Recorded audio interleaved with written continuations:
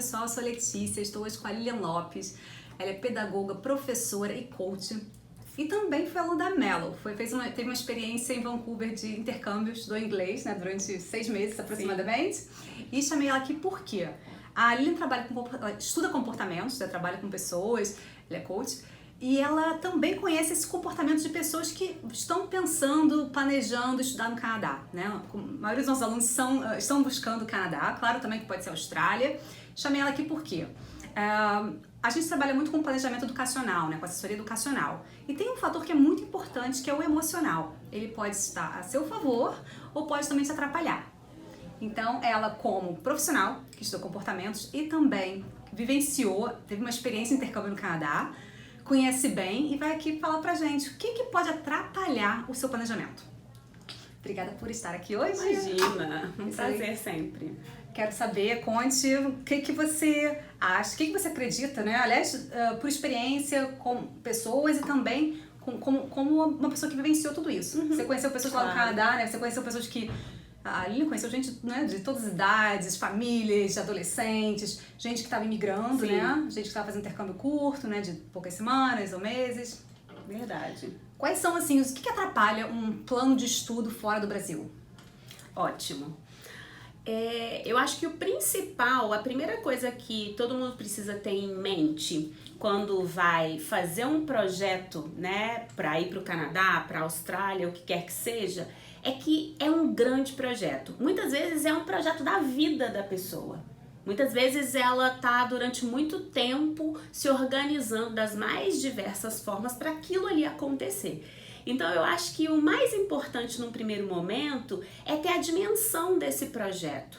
É saber que muitas coisas vão acontecer de uma forma um pouco mais lenta, não necessariamente do jeito que a gente está acostumado que aconteça, e trazer a dimensão do projeto, da grandeza, para que esse emocional que a Letícia comentou, que é um ponto que abala muito, para que ele seja melhor cuidado. Muitas vezes a gente percebe que num projeto como esse, as pessoas se preocupam muito, né, Letícia, com dinheiro, o que mais? Geralmente é o tempo, quando eu vou chegar, quanto eu preciso... E o curso, claro, né? Então essa parte, a gente, né, a Mello, né, nós da Mello, nós sabemos organizar o intercâmbio, né? Ou pós-graduação, não importa se são 2 semanas, se são 2 anos, não importa. A parte educacional, o quanto custa, sim, o visto, essa parte. E o emocional tem que ficar por conta de cada um.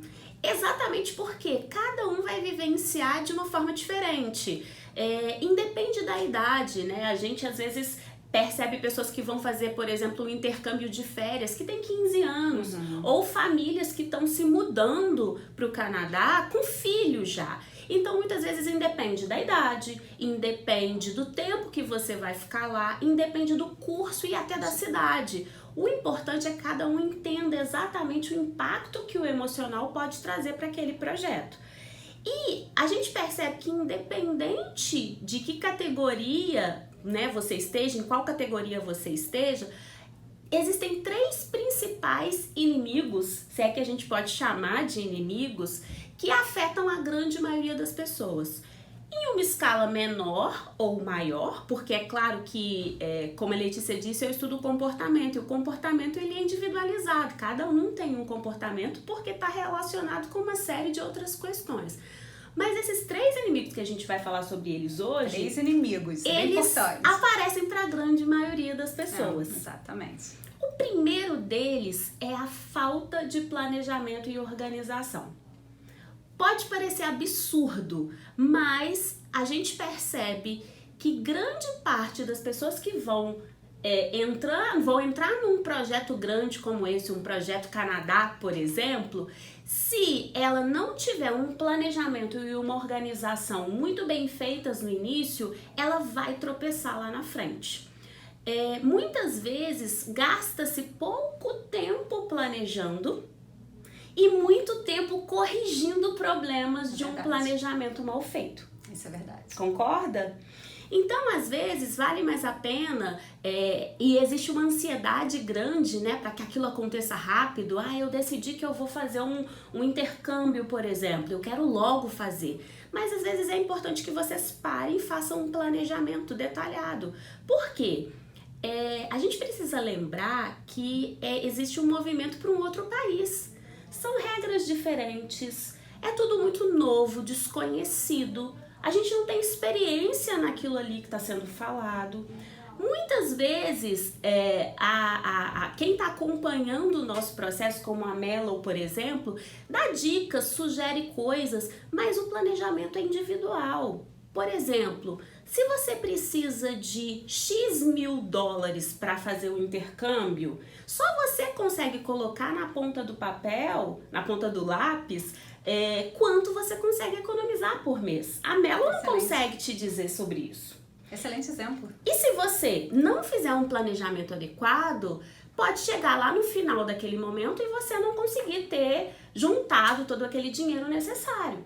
Então, o planejamento, ele é fundamental. E quando a gente fala de planejamento, é aquele planejamento chato, com detalhe, com coisas pequenas que aparentemente parecem que são pequenas, né? Como, por exemplo, qual plano de saúde eu vou escolher? Eu me lembro que quando eu fiz o meu intercâmbio no Canadá, eu tinha algumas opções de plano de saúde, eu pedi a opinião da Mellow, enfim. E foi um processo de estudar, um planejamento de decidir qual seria. E no final das contas, eu tive um acidente, eu quebrei o pé e foi fundamental. É verdade, olha, você vê eu ter feito uma escolha bem feita. E muita gente fala assim, mas só um plano de saúde, pode ser qualquer um, né? Algo que como você falou, você não pensa lá na frente, né? Então você poderia ter passado 6 meses sem acontecer nada. Exato. Por um acaso aconteceu, né, que você torceu o pé, quebrou o pé. Então o planejamento, ele é fundamental nesse tipo de situação e é um dos grandes inimigos.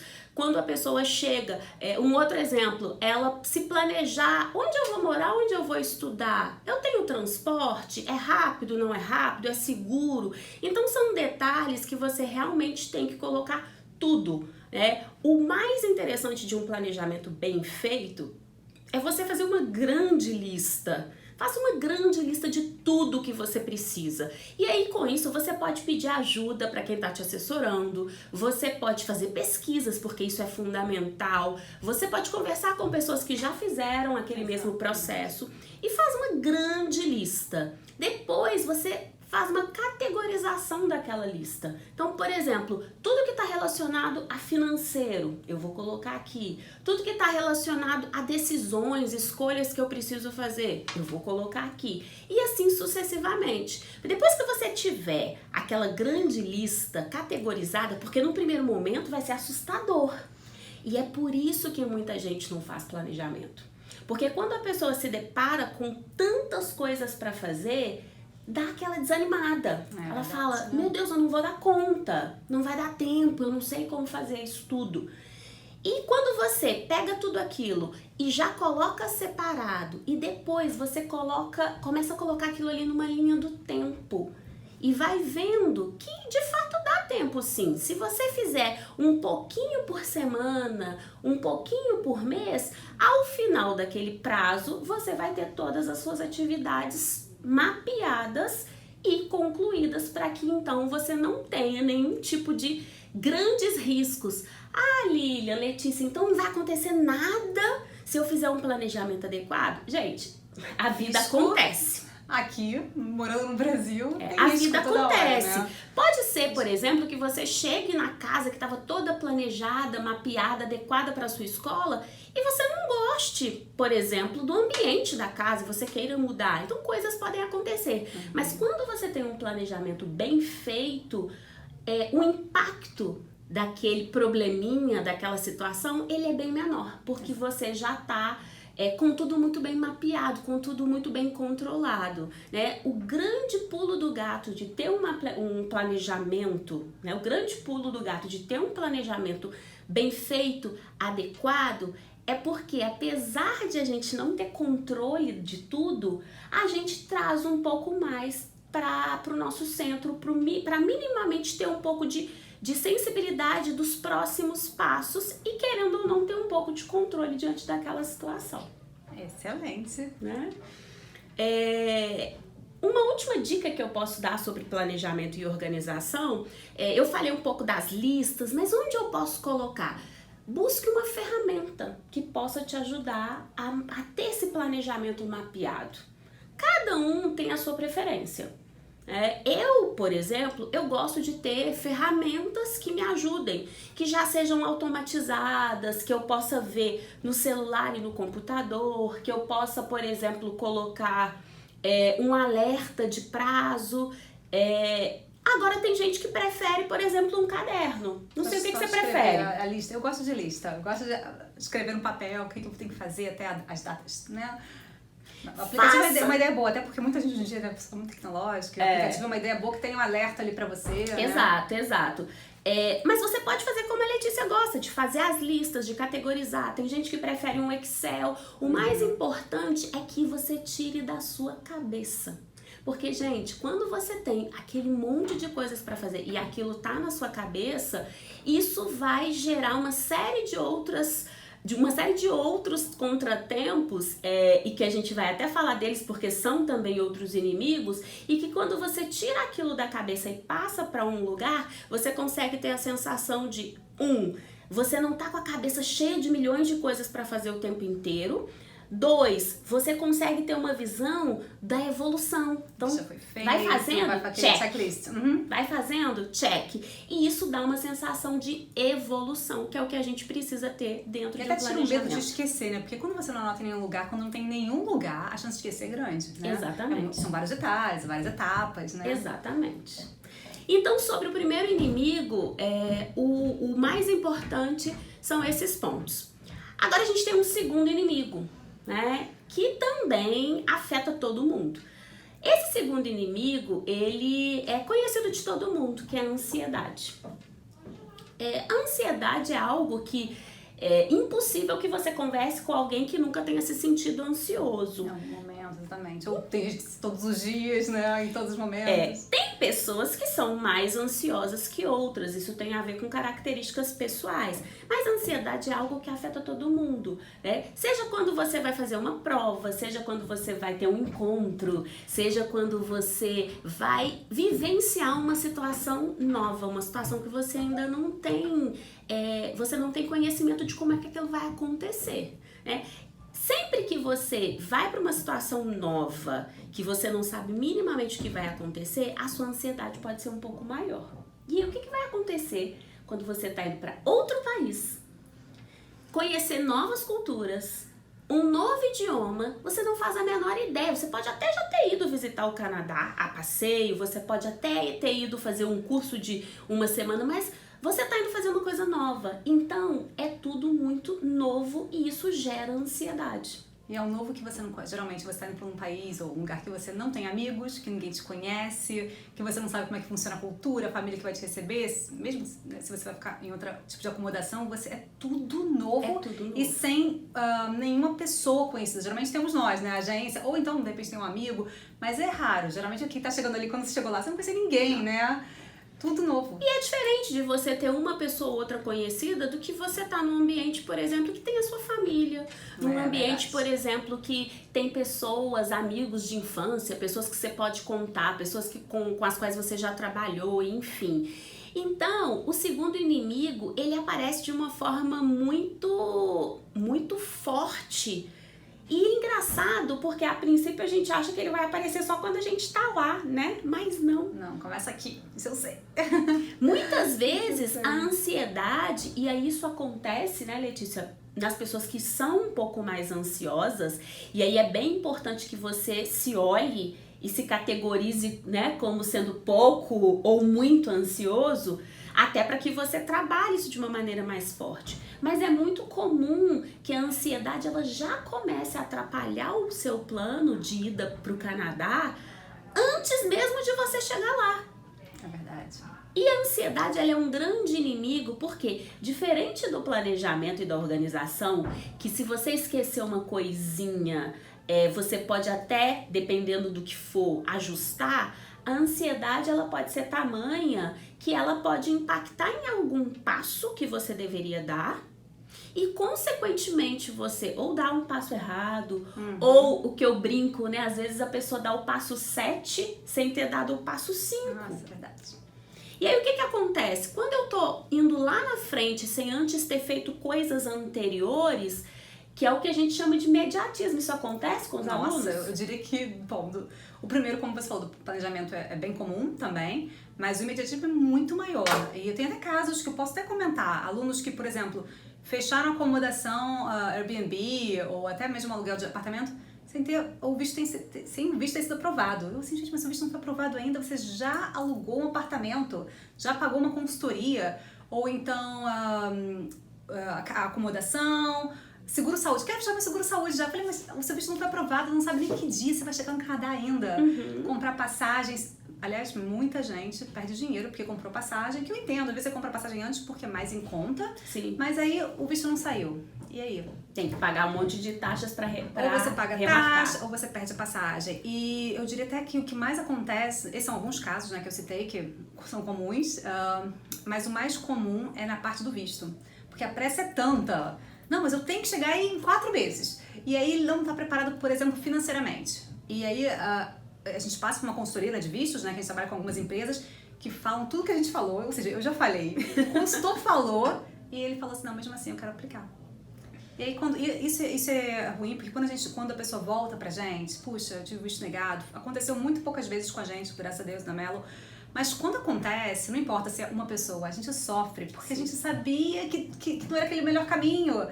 E eu acho que a ansiedade é tão grande que mesmo que mais de uma pessoa converse com esse aluno, ele quer fazer da forma dele, porque ele quer chegar logo. Sabe por quê? Porque a ansiedade, ela dificulta a racionalização.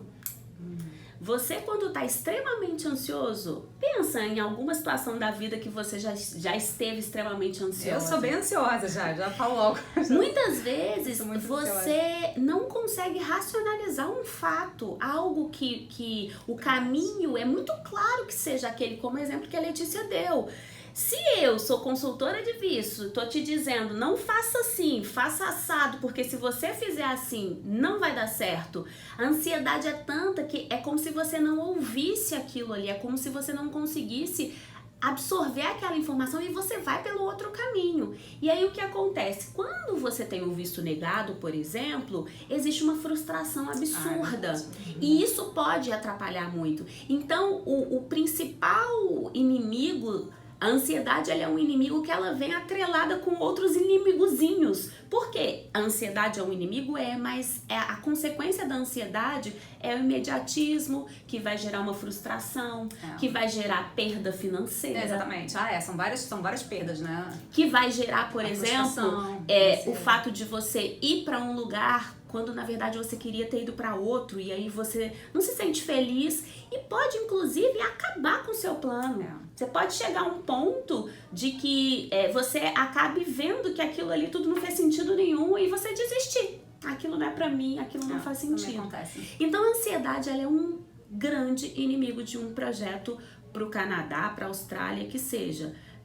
Mas e aí, o que faz? Dicas. Né? O que eu faço para diminuir a minha ansiedade? A primeira coisa é o que eu já disse, tentar identificar o seu nível de ansiedade. A Letícia comentou, ela é muito ansiosa, tem pessoas que são menos ansiosas. Aquelas pessoas que são menos ansiosas, elas vão sentir um pouquinho aquilo ali, mas elas vão conseguir sair daquela situação de uma forma mais rápida. Então quem é um pouco mais ansioso tem que ter um pouco mais de cuidado. Tá? E aí eu volto pro inimigo número 1. Uma grande dica para quem é muito ansioso é fazer um planejamento bem estruturado. Porque a ansiedade nada mais é do que você querer controlar o futuro, né? Você quer fazer aquilo ali rápido, você quer ir... Mas se você tem tudo planejado, tudo detalhado, com todas as datas, com um passo depois do outro, e você olha para aquilo ali e você fala, opa, se eu fizer de uma outra forma, pode ser que não funcione. Então, você conseguir ter um planejamento bem estruturado, diminui aquela angústia e diminui, consequentemente, a sua ansiedade. Você passa até a percepção, como eu disse, de que as coisas estão evoluindo no tempo certo. Exatamente. Mas elas estão evoluindo. Ao passo que se você tiver tudo muito solto, o ansioso ele fica ainda mais ansioso. Porque, por exemplo, se ele não sabe que para eu fazer um plano de saúde, por exemplo, é importante que eu saiba a data que eu vou estar lá, Se eu não sei desse passo 3, eu já vou querer fazer um plano de saúde para adiantar. Mas ele não vai adiantar, porque no final das contas eu vou perder dinheiro, eu vou talvez ficar lá um tempo descoberto, e aí no final das contas eu posso ter mais problema. Então, uma dica de ouro para diminuir a ansiedade é essa, faça um planejamento bem estruturado, porque ele vai certamente diminuir a sua ânsia por estar fazendo coisas, e aí você acaba fazendo coisas que não deveria fazer naquele momento. E aí, ao invés de você ficar, né, metendo os pés pelas mãos, você vai gastar sua energia fazendo coisas que naquele momento são essenciais. Ao invés de você fazer uma prova de inglês não estando preparado, você vai gastar o seu tempo estudando mais inglês. Outro exemplo, algo muito comum, a pessoa que acredita, não, mas eu acho que eu vou fazer, eu tô pronto já. Aí a gente sempre indica, faça uma aula particular, deixe uma professora de inglês te avaliar primeiro, pra ver se você está preparado realmente pra fazer um IELTS ou um TOEFL. E tem gente que fala, não, mas o meu inglês tá bem, eu falo inglês fluente, eu tô pronto. Aí, por meio ponto, e a faculdade não aceita. Meio ponto é meio ponto. Tem meio ponto. Precisava tirar 6,5, tirou 6. Não vai ser aceito, vai ter que fazer outro teste. Um teste custa $300 aproximadamente. São quase R$900. Essa pessoa já ficou tão frustrada porque ela não conseguiu aquele meio ponto, ele já vai pra outra prova já. Pé da vida, ansioso, e fica assim, nossa... Potencializa. Vai demorar mais tempo pra chegar lá. Mas se lá atrás, né, tivesse seguido as nossas dicas, né, a gente dá várias dicas, né, claro que você pode seguir também as suas, mas eu tenho certeza absoluta que se tivesse passado por uma professora, ou teria diminuído, como você falou, né, eu tenho uma noção de que o meu inglês não tá tão bom, mas eu quero arriscar mesmo assim, mas eu já fiz um preparatório, tem chance de eu conseguir, sim, né, se por um acaso não conseguir, ele está preparado para isso, né, ele sabe onde ele estava, né. Exatamente. Por isso o planejamento ajuda tanto. Então, para fechar o segundo inimigo, Letícia, é muito importante que vocês tenham isso em mente. A ansiedade, se exagerada e não controlada, ela pode te causar mais impactos, seja de perda de tempo, seja perda de dinheiro, seja até uma frustração tamanha que vai fazer com que você perca até a vontade de continuar naquele plano. Então, cuidem desse segundo inimigo. Como se perdesse o brilho, né? O sonho não é mais sonho, virou um pesadelo. Exatamente. E o terceiro? E aí, vamos falar do terceiro inimigo. O terceiro, ele também é um conhecido de todo mundo, fato, né? Por quê? É uma emoção primária, que a gente chama. É algo que o bebezinho, quando nasce, ele já nasce com aquilo, né? A gente tem algumas emoções que são emoções naturais, que são primárias, a gente já nasce com elas. E o nosso terceiro inimigo é o medo. E o medo, você já nasce com ele. Então, a primeira coisa que eu quero falar sobre esse inimigo é: não tem jeito. Você vai sentir medo. Vai sentir medo. Claro que, de novo, assim como a ansiedade, existem níveis de medo. Existem tipos de medo. Existem formas de sentir o medo. E é essa observação que ela é muito importante. Eu posso, por exemplo, sentir medo do desconhecido, de uma cultura nova. Como é que vai ser? Será que as pessoas vão me aceitar? Será que as pessoas vão ser amigáveis? Será que vai ser como no Brasil? Será que as pessoas vão me cumprimentar quando eu chegar na escola? Isso pode ser um medo. Ou eu posso ter um medo de não aprender. E aí, se eu chegar lá e não aprender o inglês? Gente, todas essas perguntas, já recebi todas essas perguntas. E se eu não conseguir? E se eu não fizer? É fácil fazer amigos? E se eu não fizer amigos? E se eu não conseguir passar no curso? Como é que vai ser? E se eu não estiver aprendendo a como é que vai ser? Eu vou repetir. Posso repetir? Todas as perguntas eu recebi. Todas. Gente, quem fez aí um processo de intercâmbio ou de migração e que não tenha sentido nenhum tipo de medo, avisa pra gente. Que a gente vai dar um prêmio. Não conheço. Não existe, porque exatamente vai acontecer. É claro que pode ter uma pessoa que chegou lá com alguns medinhos pequenos e rapidamente ela se resolveu, como pode acontecer de um medo ser tamanho que ele paralisa, né? Uma das consequências de um medo grande é que ele pode paralisar. Pensa aí, vocês estão passeando e né, aparece lá um urso. Tô lá passeando e aparece um urso. Algumas pessoas vão paralisar diante daquele urso. E aí, quando você paralisa diante de um medo, o impacto disso num projeto de mudança para o Canadá é exatamente você não conseguir dar sequência no seu projeto. Seja aqui no Brasil, não conseguir evoluir no projeto, seja lá. Imagina que você, por exemplo, decidiu fazer um college, mas antes você vai estudar um pouco de inglês. Só que você tem um medo tão grande de não aprender inglês que você tá lá estudando inglês, estudando, e aquele medo vai te paralisando a ponto de você não conseguir evoluir no inglês e, de fato, você não conseguir fazer uma aplicação adequada para entrar no college.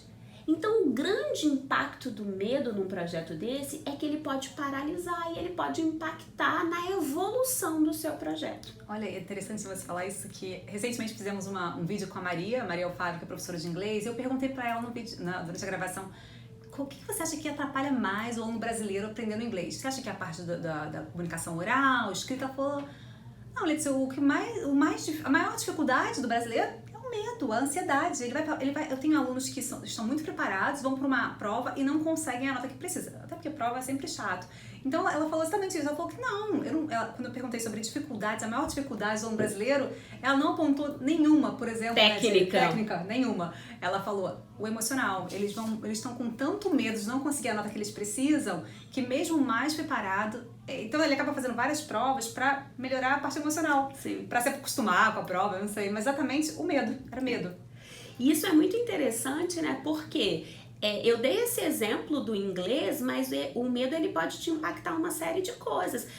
O medo, por exemplo, de não conseguir fazer amigos, e aí você se tranca em casa, não sai, não se abre para conhecer, e aí você fala, gente, eu tô adiando isso aqui, eu não consigo fazer amigos, eu tô preso, eu vou voltar. E uma série de outras coisas que o medo de fato pode atrapalhar. É claro que se arriscar, se jogar em um lugar completamente desconhecido é assustador? Sim. É assustador. Mas é muito importante que você identifique o real motivo do seu medo. É uma dica, se eu posso dar uma dica em relação ao medo, uma vez que todo mundo vai sentir, uma vez que ele vai aparecer, para você que está sentindo muita dificuldade em um determinado tema, seja antes de ir, seja quando já estiver lá, para e entenda de fato, da onde vem esse medo? Eu tô com medo de não tirar uma nota tão boa no inglês? Eu tô com medo de sair para um barzinho conhecer gente nova porque eu tô com medo da crítica em relação ao meu inglês? Uhum. Eu me lembro que quando eu tava no Canadá, logo no início, eu tinha muita vergonha. Eu ia te perguntar agora, que medo você teve, né? Porque eu sempre, quando eu te conheço, né? Destemida, sabe, forte, assim, ela não tem medo nenhum. E você uma vez falou, eu tenho medo sim. Eu não tive medo. Teve algum medo? Eu não tive medos de ir, de não conhecer pessoas, mas eu tinha um medo que na verdade era uma mistura de medo com vergonha, daquela coisa de você tá aprendendo e aí, é claro, né, uma coisa é você aprender o inglês aqui na escola e usar no dia a dia, outra coisa é você tá lá falando toda hora, né? E eu tinha muito medo da crítica. Ah, tá. Né? Em relação a, será que as pessoas vão entender o que eu tô falando? Será que as pessoas vão me corrigir, me criticar? E aí é muito interessante, porque quando você tem uma coisa de tá com medo, vai com medo mesmo. Quando você aceita aquele medo, que foi o que aconteceu comigo, então é bem interessante você entender. E eu lembro que eu parei e falei, mas tá, Lilian, você tá com medo de quê? Eu falei, cara, tô com medo da crítica. Né? Tô com medo das pessoas me julgarem. Tô com medo das pessoas me julgarem, tô com medo das pessoas falarem, mas você não tá aprendendo. E aí eu falei, ok, mas se eu tô aqui pra aprender, eu vou falar errado mesmo, não tem problema. E quando eu aceitei esse medo e comecei a fazer, você percebe que o medo vai ficando pequenininho. Aquela história do vai com medo mesmo. Está com medo, vai com medo, porque todo mundo faz com medo, né? Exatamente. E aí é muito legal que quando você faz isso, você começa a perceber que as outras pessoas também estão com medo. Ou da mesma coisa que você, ou alguns medos diferentes. Mas o fato é que tá todo mundo ali no mesmo barco. E aí você aceita o seu próprio medo, aceita o medo do outro e as coisas ficam mais leves. Então, em relação ao medo, é isso. É entender de fato o medo, de onde ele vem. De fato, qual é o seu verdadeiro medo e aceitar. Aceitar que você está sentindo medo, entender e continuar dando passo. Talvez você diminua um pouco acelere menos, mas continue dando passos, mesmo que sejam pequenos, em direção ao seu objetivo, para que aquele medo não te domine, não te paralise, porque quando ele te paralisa, fica cada vez mais complicado seguir em frente e aquilo pode de fato impactar o seu projeto Canadá. Certo, excelente. Falou dos principais inimigos, que eu vejo isso todo dia, toda hora, né? Durante cada processo. Cada aluno, como você falou, são pessoas diferentes, mas mesmo assim, não importa a idade, não importa qual o programa, são 2 anos, se é 1 ano, 2 semanas, mas é bem... os 3 inimigos eu vejo em cada um, de forma diferente. Tem aquele aluno também que não tem medo de nada, que é impressionante. Tem gente que... E também não ter medo também parece ser uma coisa negativa. Porque quando ele não tem medo de nada, o planejamento dele também não tá tão bom, né? E aí começa a acontecer os problemas, a pessoa se vira até melhor, porque ela não tava com tanto medo, mas assim, não ter o medo também, ele fica menos um planejamento menor, menos detalhes, isso pode atrapalhar também. Mas muito obrigada, adorei. Imagina! Eu acho que é muito interessante cuidar do lado emocional, porque a parte técnica, a parte financeira, a parte de ir lá e conhecer, ela vai acontecer, vai fluir. Mas se você não estiver preparado emocionalmente, né, já daqui, isso pode impactar. E se você perceber, os 3 inimigos, eles estão muito atrelados um ao outro, né? Um é praticamente consequência do outro. Então, quando você se prepara emocionalmente para uma ação, quando você se prepara emocionalmente para um projeto, você se sente muito mais empoderado, muito mais poderoso para seguir naquele caminho. E o mais importante, mesmo que os percalços apareçam, que eles vão aparecer, você tá muito mais preparado para lidar com aquilo ali, para ter jogo de cintura, para pensar em alternativas, para criar um melhor caminho, um caminho paralelo, para que aquilo ali continue evoluindo e você tenha sucesso no seu plano. Porque tem que ter sucesso, é um sonho, tem que sair com sucesso, certo? Tem que realizar e tem que ter sucesso. Boa sorte para todo mundo. Obrigada, pessoal. Faremos outros vídeos, porque a gente conversou sobre vários assuntos interessantes aqui que eu acho que vão ajudar quem está planejando ir para o Canadá ou para a Austrália, né? A gente tá falando, temos alunos também que vão para a Austrália. E é isso, até a próxima. Tchau. Obrigada.